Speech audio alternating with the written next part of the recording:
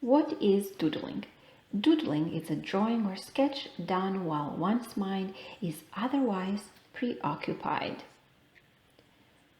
Doodlings are often simple drawings that can have concrete representational meaning or may just be random abstract lines and shapes, which are usually called a scribble. We see this very often in young children and toddlers, but it is not uncommon to see such behavior in adults as well. Typical examples of doodling are found in school notebooks during classics, for example. Other common examples of doodling are produced during long telephone conversations. If we have a paper and pen, we start doodling. We do this in situations we are bored, stressed, and sometimes to test our own creativity.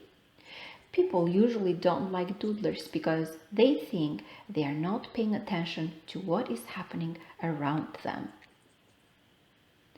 Usually people say the eyes are the window to the soul. And I say that the hands must be the window to the personality because we used to draw with them, right? We sketch and doodle.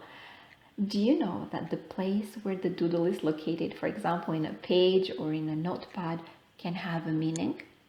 For example, if you scribble on top of the page means you are an energetic person.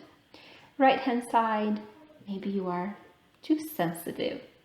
Center of the page, you are definitely seeking some attention, or maybe you are expressive.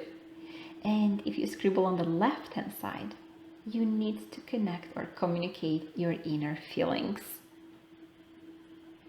Doodling is an incredible, powerful tool. It helps you make spontaneous marks so you can help yourself with the thinking process. We think that people use doodling when they lose focus, but in reality, it's a measure to help you stop losing focus, and it also has a profounding effect in problem solving and deep information process. There are 4 ways that learners intake information so they can make decisions.